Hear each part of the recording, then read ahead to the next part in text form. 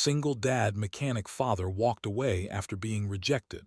What happened next shocked everyone. The papers were still in his hand when the glass doors shut behind him. Daniel didn't slam them. He didn't argue. He didn't even look back. He just tightened his grip on his 6-year-old daughter's tiny fingers and walked away as if rejection was something he carried every day, like grease under his nails. Behind the glass walls of the corporate office, a few employees whispered. A woman in a tailored beige suit stood frozen by the door, watching him leave. She had just told him politely but firmly that his proposal wasn't a good fit. Daniel Carter was used to that tone. He was a single dad, a mechanic, a man in a blue work jumpsuit standing in a building full of polished shoes and framed degrees. And apparently, not the kind of person investors took seriously. Earlier that morning, Daniel had stood in front of a panel of executives to pitch an idea he'd spent 2 years building in his small garage. A community auto repair program, free basic repairs for single parents, elderly neighbors, and struggling families. He'd seen too many mothers crying at his shop because they couldn't afford brakes, too many dads choosing between groceries and a transmission repair. He didn't want charity. He wanted partnership. But when he explained the idea, one of the executives glanced at his stained sleeves. Another checked their watch. The woman in beige, the company's operations director, finally cleared her throat. "Mr. Carter," she said gently, "your heart is in the right place, but this company invests in scalable technology ventures, not neighborhood projects. Not neighborhood projects. Not mechanics. Not him."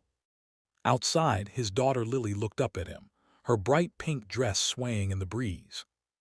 "Daddy," she whispered, clutching her doll, "did they say yes?" Daniel swallowed the tightness in his throat. "No, sweetheart," he said softly, "but that's okay."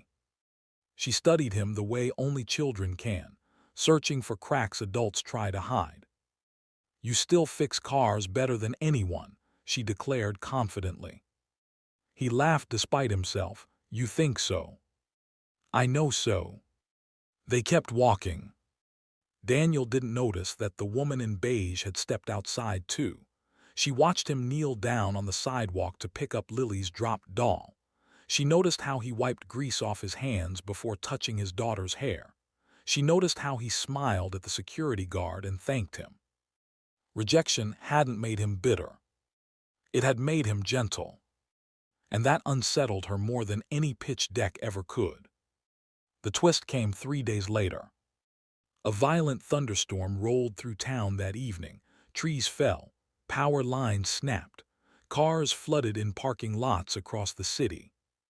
By morning, Daniel's garage was packed.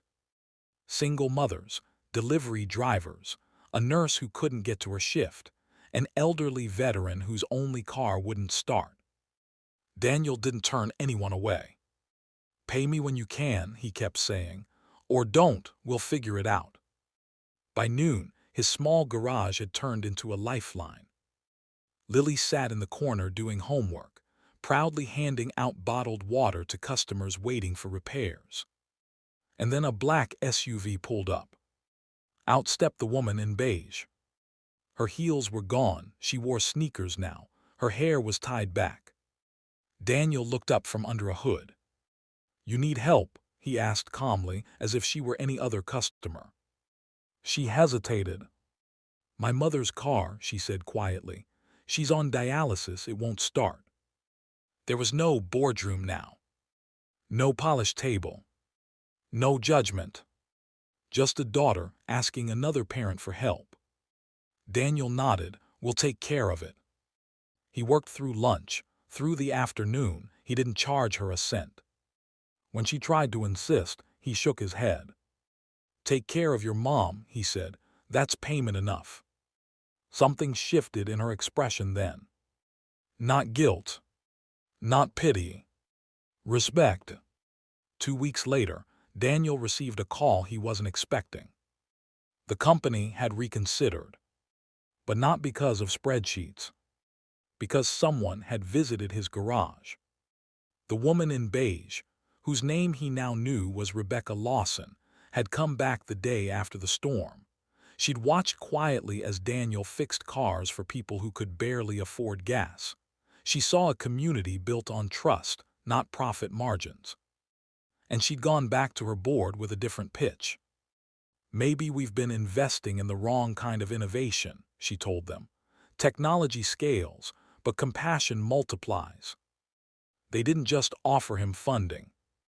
They offered partnership, a citywide expansion, equipment grants, apprenticeship programs for underprivileged youth, a model that could expand across states. Daniel sat silently as Rebecca explained it. He looked down at his rough hands. "You're sure?" he asked. She smiled. "You walked away when we rejected you. Most people would have argued or complained online." Daniel shrugged, didn't see the point. "That's exactly the point," she replied. The real shock didn't come from the funding announcement. It came 6 months later. Daniel's community garage network launched its third location. News outlets covered the story of the mechanic who refused to give up. Donations poured in. Volunteers signed up. But the moment that brought tears wasn't the ribbon-cutting ceremony. It was a small scene inside the original garage. A teenage boy named Marcus, once caught shoplifting car parts, had joined Daniel's apprenticeship program instead of facing charges. Daniel had mentored him personally.